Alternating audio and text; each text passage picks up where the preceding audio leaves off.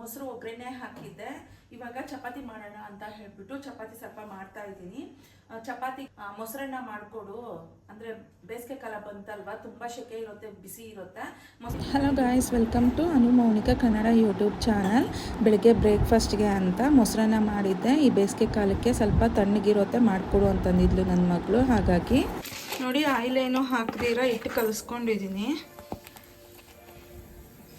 ಈಗ ಒಂದು 3 ಚಪಾತಿ ಮಾಡ್ಕೊಳ್ಳೋಣ ಅಂತ ಮಾಡ್ಕೊತಿದ್ದೆ. ಅದಕ್ಕೆ ಮೊಸರು ಒಗ್ಗರಣೆ ಹಾಕಿದ್ದೆ.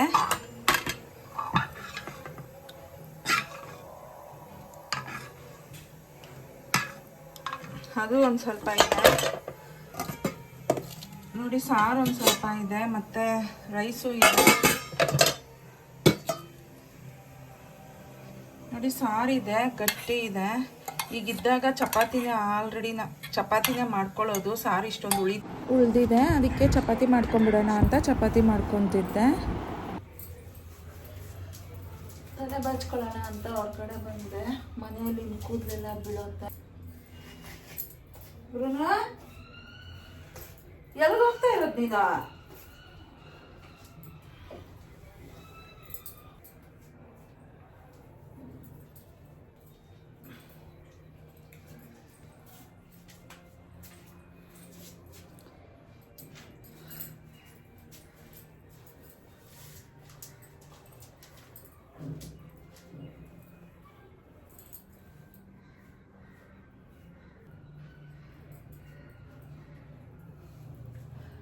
ಕನ್ನಡಿ ಏನು ನೋಡಕ್ ಹೋಗಲ್ಲ, ಹಾಗೆ ಹಾಕೊಂಡು ಹೋಗ್ತೀವಿ. ಸಕ್ಕತ್ತು ಬಿಸಿಲು, ಹೊರಗಡೆ ಹೋಗೋಕ್ಕೂ ಆಗೋದಿಲ್ಲ ನೋಡಿ. ಇದೆಲ್ಲ ಈ ಡಸ್ಟ್ ಎಲ್ಲ ಮನೆ ಒಳಗಡೆ ಬರುತ್ತಲ್ಲ, ಅದಕ್ಕೆ ಸ್ವಲ್ಪ ನೆಗಡಿ. ಅವ್ರದ್ದು ಮನೆ ಕಂಪ್ಲೀಟ್ ಆಗೋವರೆಗೂ ಇನ್ನೇನು ಮಾಡೋದಕ್ಕಾಗೋದಿಲ್ಲ, ಅಡ್ಜಸ್ಟ್ ಮಾಡ್ಕೊಬೇಕು. ಬಿಡೋದಿಲ್ಲ. ಅವರಿಬ್ಬರನ್ನ ಆ ಕಡೆ ಕಳಿಸ್ಬಿಟ್ಟು ಇದು ಕ್ಲೀನ್ ಮಾಡಿಬಿಟ್ಟು ಆಮೇಲೆ ವಿಡಿಯೋ ಮಾಡ್ತೀನಿ, ಆಮೇಲೆ ವಿಡಿಯೋ ಕಂಟಿನ್ಯೂ ಮಾಡ್ತೀನಿ. ನೋಡಿ, ಸಬ್ಬಕ್ಕಿ ಸೊಪ್ಪನ್ನ ಈ ರೀತಿ ಕಟ್ ಮಾಡಿಕೊಂಡು ತೊಳ್ಕೊಂಡಿದ್ದೀನಿ. ಮತ್ತು ಇದು ದಂಟು ಸೊಪ್ಪು ಎಲ್ಲ ಕ್ಲೀನ್ ಮಾಡಿಬಿಟ್ಟು ನಾನು ಕುಕ್ಕರಲ್ಲಿ ಇಡಬೇಕು. ಈ ಬೇಳೆನ ಹಾಕಿ ಇಟ್ಬಿಡ್ತಾ ಇದ್ದೀನಿ.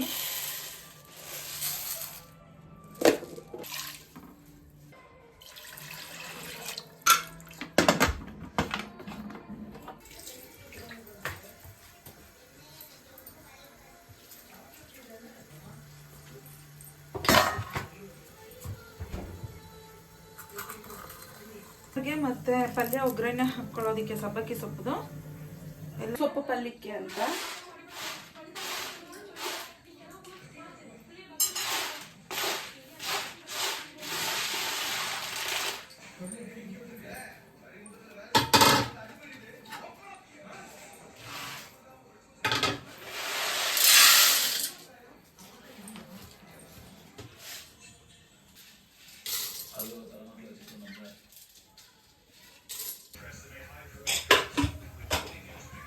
ಇದೊಂದು 2 ವಿಸಿಲ್ ಬರಲಿ. ಸೊಪ್ಪು ಹಾಕ್ಬಿಟ್ಟು 1 ವಿಸಿಲ್ಗೆ ಇಟ್ಕೊಂಡಿದ್ದೀನಿ ಅಂತಂದ್ರೆ ನಮಗೆ ಪಲ್ಯಕ್ಕೆ ಸೊಪ್ಪು ರೆಡಿ ಆಗುತ್ತೆ.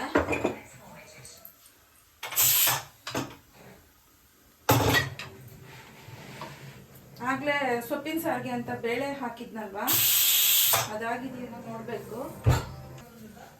ಇದು ಕುಕ್ಕರ್ ವಿಸಿಲ್ ಬಿಡೋದಕ್ಕೆ ಮುಂಚೆ, ಅಂದರೆ ಇವತ್ತು ಹೋಟೆಲ್ ಸ್ಟೈಲಲ್ಲಿ ಸೊಪ್ಪಿನ ಸಾರು ಮಾಡ್ತಿದ್ದೀನಿ. ಹೋಟ್ಲಿಗೆಲ್ಲಾದರೂ ಹೋದರೆ ಮಧ್ಯಾಹ್ನ ಫುಲ್ ಮೀಲ್ಸ್ಗೆ ಕೊಟ್ಟಿರ್ತಾರಲ್ವ ಸೊಪ್ಪು, ಅಂದರೆ ಸೊಪ್ಪಿನ ಸಾರು, ಆ ರೀತಿ ಮಾಡ್ತಾ ಇದ್ದೀನಿ. ಸೊಪ್ಪೆಲ್ಲ ನೀಟಾಗಿ ತೊಳ್ಕೊಂಡು ಒಂದು ಪಾತ್ರೆಗೆ ಹಾಕೊಂಡ್ಬಿಡ್ತಾ ಇದ್ದೀನಿ.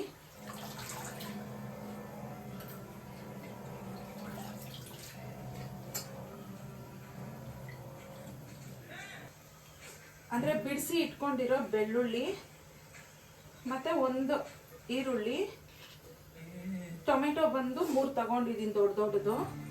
ನಾವು ಬೇಳೆ ಆಗ್ಲೇ ಕೂಗ್ಸಿ ಇಟ್ಕೊಂಡಿದ್ರಲ್ವಾ, ಅದರಲ್ಲೂ ನೀರು ಇರುತ್ತೆ. ಸ್ವಲ್ಪನೇ ನೀರು ಹಾಕ್ತಾ ಇದ್ದೀನಿ. ಆಮೇಲೆ ಅದನ್ನು ಹಾಕೊಬೇಕು. ಹಾಗಾಗಿ ಮೋಟ್ರ್ ಹಾಕಪ್ಪ.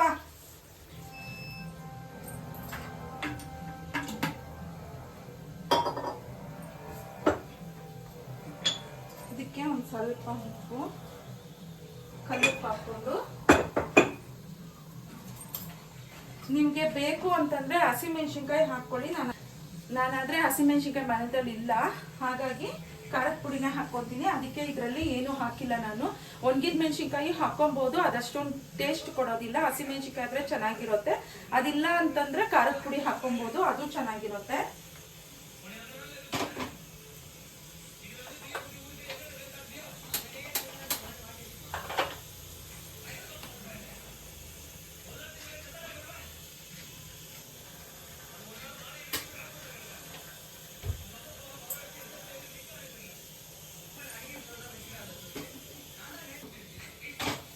ಈಗ ಇಟ್ಬಿಟ್ಟಿದ್ದೀನಿ, ಇದಾಗ್ತಿರ್ಲಿ. ನೋಡಿ ಹೀಗೆಲ್ಲ ಹಾಕ್ಕೊಂಡ್ಬಿಟ್ಟು ನೀರು ಸ್ವಲ್ಪನೇ ಹಾಕಿದ್ದೀನಿ. ಇದನ್ನು ಒಂದು ಸ್ವಲ್ಪ ಕುದೀಲಿ. ಅರ್ಧ ಭಾಗ ಇದು ಬೆಂದಿದ್ದು ಆದಮೇಲೆ ನಾವು ಬೇಳೆ ಆಗಲೇ ಕುಕ್ಕರಲ್ಲಿ ಇಟ್ಕೊಂಡಿದ್ವಲ್ವ ಅದನ್ನು ಹಾಕಬೇಕು.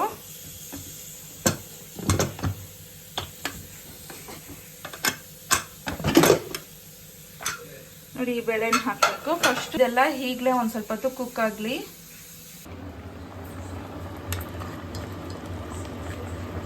ನೋಡಿ ಇಷ್ಟು ಮಾತ್ರ ಬೆಂದಿದೆ, ಒಂದು ಅರ್ಧ ಭಾಗ ಬೆಂದಿದೆ. ಇವಾಗ ಬೇಳೆ ಇದೆ ಅಲ್ವಾ, ಅದನ್ನು ಇದಕ್ಕೆ ಬಗ್ಗಿಸ್ಬಿಡ್ತಾ ಇದ್ದೀನಿ.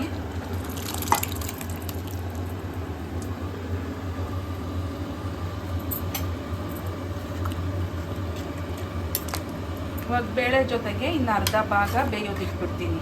ಇಲ್ಲ ಕುಕ್ಕರಲ್ಲೂ ವಿಸಿಲ್ಗೆ ಇಟ್ಕೊಂಡ್ಬಿಡ್ಬೋದು, ಅದೊಂಥರ ಟೇಸ್ಟ್ ಇರುತ್ತೆ. ಇದು ತುಂಬ ಚೆನ್ನಾಗಿರುತ್ತೆ.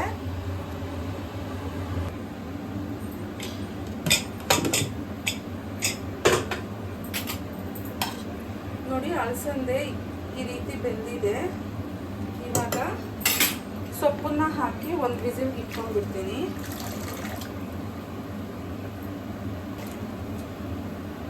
ಸೊಪ್ಪು ಅಂದರೆ ಸಬ್ಬಕ್ಕಿ ಸೊಪ್ಪು.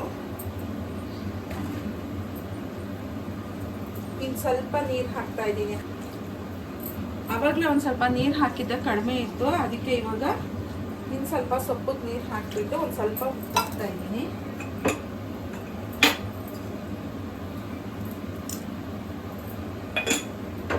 ಇವಾಗ ಇದು ಒಂದು ವಿಸಿಲ್ ಇಟ್ಕೊಂಡಿದ್ದೀರಿ ಅಂದರೆ ಸಾಕು.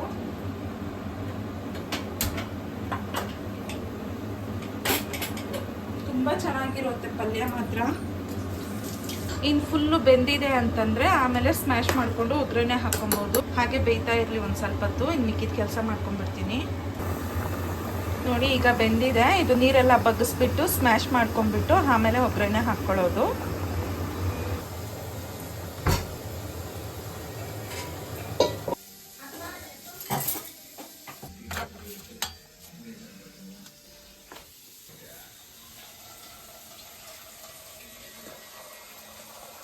ನೀರು ಸಪೋಸ್ ಏನಾದರೂ ಜಾಸ್ತಿ ಆಯ್ತಂತಂದರೆ ಒಂದು ಸ್ವಲ್ಪ ನೀರು ಸೈಡಿಗೆ ತೆಗೆದ್ಬಿಡಿ. ನೋಡಿ ಇದನ್ನೆಲ್ಲ ಈ ರೀತಿ ನಾವು ನೀಟಾಗಿ ಸ್ಮ್ಯಾಶ್ ಮಾಡ್ಕೊಂಡ್ಬಿಟ್ಟಿದ್ದೀವಿ ಅಂತಂದರೆ ಬೇಳೆ ಎಲ್ಲ ಬೆಂದೋಗಿರುತ್ತಲ್ವ, ಸಾರು ಚೆನ್ನಾಗಿರುತ್ತೆ. ಆದಷ್ಟು ಗಟ್ಟಿ ಮಾಡ್ಕೊಂಡ್ರೆ ತುಂಬ ಚೆನ್ನಾಗಿರುತ್ತೆ, ಗಟ್ಟಿಯಾಗಿದ್ರೆ ಸಾರು. ಇವಾಗಲೇ ಇದಕ್ಕೆ ನಾನು ಖಾರದ ಪುಡಿ ಹಾಕ್ತಾ ಇದ್ದೀನಿ, ಯಾಕಂದರೆ ಹಸಿಮೆಣ್ಸಿನ್ಕಾಯಿ ಹಾಕಿಲ್ಲ. ಅದರಿಂದ 1.5 ಸ್ಪೂನ್ ಅಷ್ಟೇ ಹಾಕ್ಕೊಂಡೆ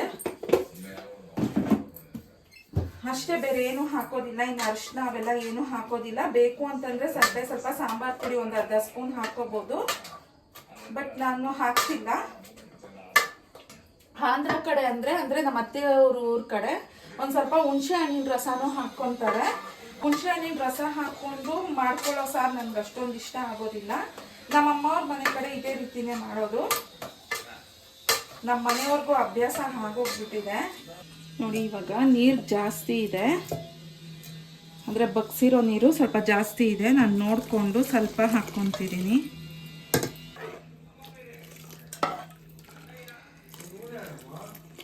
ನೋಡಿ ಒಂದು ಸ್ವಲ್ಪ ರೆಡ್ ಕಲರಲ್ಲಿದೆ. ಹಸಿಮೆಣ್ಸಿನ್ಕಾಯಿ ಹಾಕ್ಕೊಂಡ್ರೆ ಫುಲ್ಲು ಗ್ರೀನಾಗೇ ಇರುತ್ತೆ ಸಾರು. ಇದು ನಾವು ಖಾರದ ಪುಡಿ ಹಾಕಿರೋದ್ರಿಂದ ಈ ಕಲರಲ್ಲಿದೆ. ಬೇಕು ಅಂತಂದರೆ ಬೇಕು ಅಂತಂದರೆ ಹುಣಸೆ ಹಣ್ಣಿನ ರಸನೂ ಸ್ವಲ್ಪ ಹಾಕ್ಕೋಬೋದು. ನನಗೆ ಅಷ್ಟೊಂದು ಹುಳಿ ಇಷ್ಟ ಆಗೋದಿಲ್ಲ, ಹಾಗಾಗಿ ಇವಾಗ ಇದನ್ನು ಒಗ್ಗರಣೆಗೆ ಹಾಕ್ಬಿಡ್ತೀನಿ. ಸಾಸಿವೆ ಹಾಕಿದ್ದೀನಿ, ಎಣ್ಣೆ ಹಾಕ್ಬಿಟ್ಟು ಒಂದು ಸ್ವಲ್ಪ ಜೀರಿಗೆ ಹಾಕ್ಕೊತಿದ್ದೀನಿ. ನೋಡಿ ಈರುಳ್ಳಿ, ಬೇಕಂದರೆ ಈರುಳ್ಳಿ ಸ್ವಲ್ಪ ಜಾಸ್ತಿನೂ ಹಾಕ್ಕೊಳ್ಳಿ, ಚೆನ್ನಾಗೇ ಇರುತ್ತೆ. ಕರಿಬೇವಿನ ಸೊಪ್ಪು ಒಂದು ಸ್ವಲ್ಪ ಫ್ರೈ ಮಾಡಿಬಿಟ್ಟು ಸಾರು ಬಗ್ಗಿಸ್ಬಿಡೋದು. ಒಂದೆರಡು ಕುದಿಸ್ಬಿಟ್ಟು ನಾವು ಇಳಿಸ್ಬೇಕಾಗುತ್ತೆ. ಇಷ್ಟು ಮಾತ್ರ ಫ್ರೈ ಆಗಬೇಕು. ಈಗ ಫ್ರೈ ಆಗಿದೆ ಅಂದರೆ ಚೆನ್ನಾಗಿರುತ್ತೆ.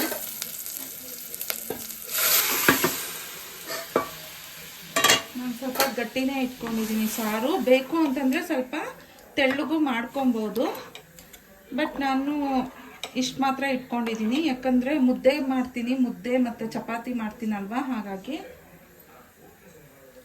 ಬಟ್ ಈಗ ಮುದ್ದೆ ಮಾಡ್ತಿಲ್ಲ, ರಾತ್ರಿಗೆ ಮಾಡ್ತೀನಿ. ಇವಾಗ ಬಿಸಿ ಶೆಕೆ ಹಾಕ್ತಿಲ್ಲ ನನಗೆ ಅಡುಗೆ ಮನೆಯಲ್ಲಿ ನಿಂತ್ಕೊಂಡು ಮಾಡೋದಕ್ಕೆ. ನೈಟಲ್ಲಾದರೂ ಒಂದು ಸ್ವಲ್ಪ ಗಾಳಿ ಬರುತ್ತೆ. ರುಚಿ ನೋಡಿಕೊಂಡು ಉಪ್ಪು ಒಂದು ಸ್ವಲ್ಪ ಕಡಿಮೆ ಇತ್ತು ಅಂತ ಉಪ್ಪು ಹಾಕ್ಬಿಟ್ಟು ಒಂದು 2 ರಿಂದ 3 ಕುದಿಯೋಕ್ಕೆ ಬಿಟ್ಬಿಟ್ಟು ನಾವು ಇದ್ದೀರಿ ಅಂತಂದರೆ ಸಾರು ರೆಡಿ ಆಗೋಗುತ್ತೆ.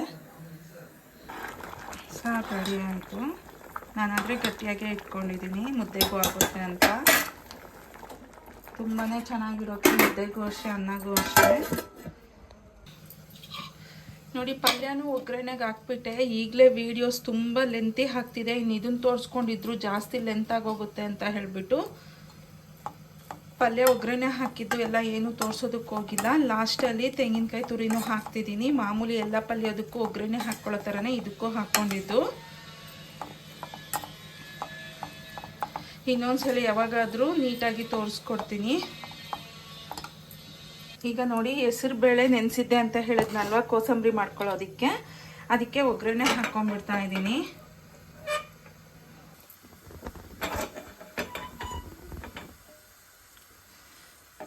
ಅದಕ್ಕೆ ಕ್ಯಾರೆಟು ಮತ್ತು ತೆಂಗಿನಕಾಯಿ ತುರಿ ಒಂದು ಸ್ವಲ್ಪ ತೊಗೊಂಡಿದ್ದೀನಿ. ಹಸಿಮೆಣ್ಸಿನ್ಕಾಯಿ ಇಲ್ಲ, ಒಣಗಿದ ಮೆಣಸಿನ್ಕಾಯಿ, ಕೊತ್ತಂಬರಿ ಸೊಪ್ಪು, ಕರ್ಬೇವಿನ ಸೊಪ್ಪು ತೊಗೊಂಡಿದ್ದೀನಿ. ಈ ರೀತಿ ಒಗ್ಗರಣೆಗೆ ಹಾಕ್ಕೊಂಡ್ಬಿಟ್ರೆ ನಮಗೆ ಕೋಸಂಬರಿ ರೆಡಿ ಆಗೋಗ್ಬಿಡುತ್ತೆ. ಈ ಬೇಸಿಗೆ ಕಾಲದಲ್ಲಿ ದಿನ ತಿಂದರೂ ಹೆಲ್ತ್ಗೆ ಒಳ್ಳೆಯದೇ, ಇದು ತಂಪು ಕೊಡುತ್ತೆ. ಹಾಗಾಗಿ ಮಾಡ್ಕೊತಾ ಇದ್ದೆ.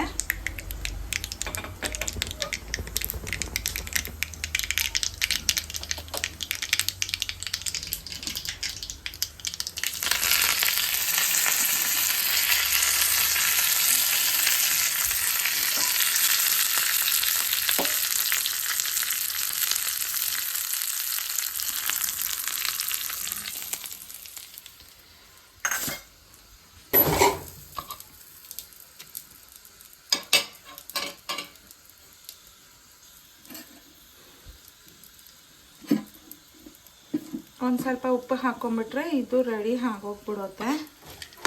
ಈ ನಡುವೆ ಅಂತೂ ಬರೀ ಅಡುಗೆಗಳದ್ದೇ ಫುಲ್ಲು ಲಾಂಗ್ ವಿಡಿಯೋ ಆಗೋಗ್ತಿದೆ.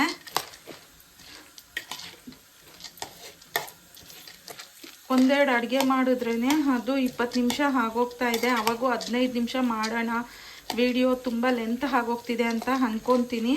ಆದರೆ ಹಾಕ್ತಾನೇ ಇಲ್ಲ. ಇನ್ನು ಮನೆ ಕೆಲಸ ಎಲ್ಲ ಮಾಡೋದು ತೋರಿಸಿದ್ದೀನಿ ಅಂತಂದರೆ 30 ನಿಮಿಷದವರೆಗೂ ಹಾಕ್ತಿದೆ. ವಿಡಿಯೋ ಶೂಟ್ ಮಾತ್ರ ನನಗೆ 1 ಅವರ್ ಮೇಲೆ ಹಿಡಿತಾ ಇದೆ. ಎಲ್ಲನೂ ಕಟ್ ಮಾಡಿ ಹಾಕ್ತಾ ಇದ್ದೀನಿ. ಅದರಲ್ಲೂ 20 ನಿಮಿಷ 24 ನಿಮಿಷ ಬಂದುಬಿಡ್ತಾ ಇದೆ ವಿಡಿಯೋ. 15 ನಿಮಿಷ ಹಾಕೋದಕ್ಕೆ ಟ್ರೈ ಮಾಡ್ತೀನಿ.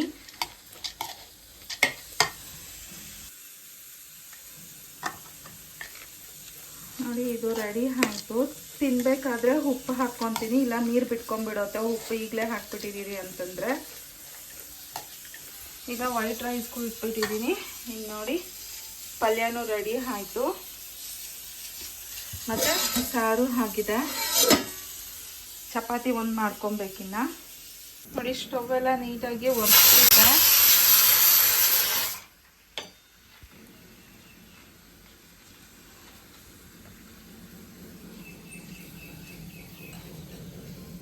ಇನ್ನು ಪಾತ್ರೆಗಳಿದೆ, ಆ ಪಾತ್ರೆಗಳಿಲ್ಲ ತೊಳೆದು ಇಟ್ಬಿಡ್ತೀನಿ. ನೋಡಿ, ಇವತ್ತು ಮಧ್ಯಾಹ್ನಕ್ಕೆ ಇಷ್ಟೆಲ್ಲ ಅಡುಗೆ ಆಗಿದೆ. ಮತ್ತು ಚಪಾತಿನೂ ಮಾಡಿದ್ದೆ. ನೋಡಿ, ಇವತ್ತು ನಮ್ಮ ಮೈದಲ್ಲಿ ಲಂಚ್ಗೆ ಇದೆಲ್ಲ ಮಾಡ್ಕೊಂಡಿದ್ರಿ. ಎಲ್ಲಾನು ಹೆಲ್ದಿನೇ. ಸೊಪ್ಪು ಅಷ್ಟೇ ನಮಗೆ ತಂಪು, ದಂಟು ಸೊಪ್ಪಾಗಿರೋದ್ರಿಂದ, ಮತ್ತು ಕೋಸಂಬರಿನೂ ಅಷ್ಟೇ ಹೆಸರು ಬೇಳೆದು ಹಾಕಿರೋದ್ರಿಂದ ಇದು ತಂಪೆ. ಇನ್ನು ಚಪಾತಿ ಕಂಪಲ್ಸರಿ ಇರಬೇಕು, ಪಲ್ಯ ಇರಬೇಕು ಅಂತ ಹೇಳಿಬಿಟ್ಟು ಇದು ಮಾಡಿದೆ. ಸಬ್ಬಕ್ಕಿ ಸೊಪ್ಪಿನ ಪಲ್ಯ ಮತ್ತು ವೈಟ್ ರೈಸು ಮಾಡಿಕೊಂಡೆ. ಇವತ್ತಿನ ನಮ್ಮನೆ ಲಂಚ್ ಇದು. ಊಟ ಮಾಡಿದ್ದಾದಮೇಲೆ ಮತ್ತೆ ವಿಡಿಯೋ ಕಂಟಿನ್ಯೂ ಮಾಡ್ತೀನಿ.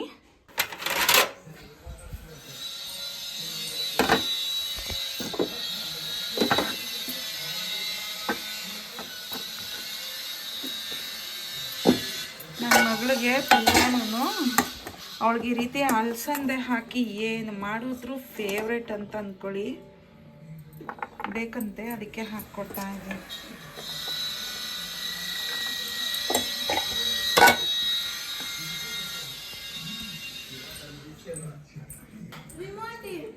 ಇರಿ, ಚೆನ್ನಾಗೈತಿಲ್ಲ.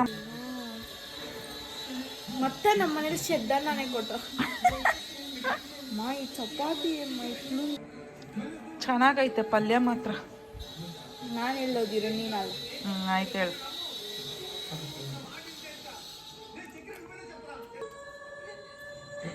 ಚೆನ್ನಾಗೈತೆ. ಚೆನ್ನಾಗೈತೆ. ಅದು ಸಬ್ಬಕ್ಕಿ ಹಾಕಿ ಮಾಡಿದ್ರೆ, ಸಬ್ಬಕ್ಕಿ ಸೊಪ್ಪು ಏನಾದರೂ ಚೆನ್ನಾಗೇ ಇರುತ್ತೆ. ನಮ್ಮ ಟೋನಿ ನೋಡಿ ಯಾವ ಶೇಪಲ್ಲಿ ನಿದ್ದೆ ಮಾಡ್ತಿದ್ದಾನೆ ಅಂತ. ಪಾಪ ಚೆನ್ನಾಗಿ ನಿದ್ದೆ ಬಂದ್ಬಿಟ್ಟೈತೆ ಅವನಿಗೆ. ಇವನು ನೋಡಿ ಕಳ್ಳನು ಎಲ್ಲೂ ಇರಲ್ಲ ಈ ಕಳ್ಳನು. ನೋಡಿ ಎಷ್ಟು ಗಲೀಜಾಗಿದೆ ಮನೆ ಅಂತ. ಶಾರ್ಟ್ ವಿಡಿಯೋಗೆ ನಾವು ಬೀಳೋದು ಕಷ್ಟ. ಕಡಲೆ ಬೀಜ ಖಾರದ ರೋಲ್ ಮಾಡಿದ್ದೆ, ಅದು ತಿನ್ಕೊಂಡ್ರು ಮಕ್ಕಳು. ಇನ್ನು ಅದನ್ನು ತೊಳೆಯೋದಕ್ಕೆ ಹಾಕಬೇಕು. ನೋಡಿ ಎಲ್ಲ ಫುಲ್ಲು ಗಲೀಜಾಗಿದೆ, ಎಲ್ಲ ಕ್ಲೀನ್ ಮಾಡಬೇಕು. ಮಧ್ಯಾಹ್ನ ಅಡುಗೆ ಆಗಿದ ತಕ್ಷಣ ಎಲ್ಲ ಕ್ಲೀನ್ ಮಾಡಿದೆ. ಮತ್ತು ಶಾರ್ಟ್ಸ್ ಇಡ್ತೀನಲ್ವಾ, ಅದಕ್ಕೇನಾದರೂ ಒಂದು ಅಡುಗೆ ಮಾಡಿ ಇಡ್ತೀನಿ. ಅವಾಗ ಮತ್ತೆ ಇದೆಲ್ಲ ಗಲೀಜಾಗುತ್ತೆ, ಮತ್ತೆ ಕ್ಲೀನ್ ಮಾಡಬೇಕಾಗುತ್ತೆ. ಇನ್ನು ಈ ಪಾತ್ರೆಗಳೆಲ್ಲ ತೊಳೆದ್ಬಿಟ್ಟು ಇಟ್ಬಿಡೋಣ ಅಂತ ತೊಳಿತಾ ಇದ್ದೀನಿ. ಇಲ್ಲಾಂದರೆ ಬೆಳಗ್ಗೆಗೆ ಮತ್ತೆ ಜಾಸ್ತಿ ಬಿದ್ದೋಗ್ಬಿಡುತ್ತೆ, ಆಗೋದಿಲ್ಲ ನಮ್ಮ ಕೈಯಲ್ಲಿ. ಈ ನಡುವೆ ಕಾಲು ನೋವು, ಬೆನ್ನು ನೋವು ಜಾಸ್ತಿನೇ ಬರ್ತಾ ಇದೆ. ಅದಕ್ಕೆ ಎಲ್ಲ ತೊಳಿತಾ ಇದ್ದೀನಿ.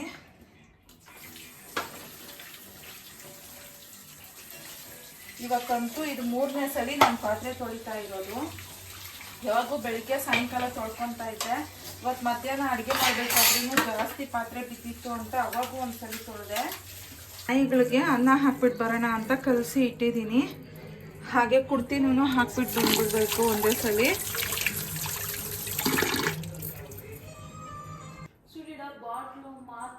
ಅದೆಲ್ಲ ಕಾಣೋದಿಲ್ಲ ನೋಡಿ. ಹಾಕಿದ್ದೀನಿ. ಚಿಕ್ಕ ಮಕ್ಕಳಿಂದ ನಾಯಿಗಳೆರಡು ಇಲ್ಲೇ ಇರೋದು. ದಿನ ಹಾಕಿ ಅಭ್ಯಾಸ ಆಗೋಗ್ಬಿಟ್ಟಿದೆ. ಚಿಕ್ಕ ಮಕ್ಕಳಿಂದನೂ ತಿಂತಾ ಇದ್ದಾನೆ. ಬಂದ್ಬಿಟ್ಟು ಆಮೇಲೆ ಕರ್ಕೊಂಡು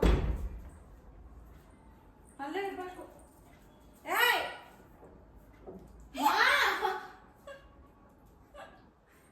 ಬಾ, ನೋಡಕ್ ಕಳಿಸ್ಬಿಟ್ಟು ಆಮೇಲೆ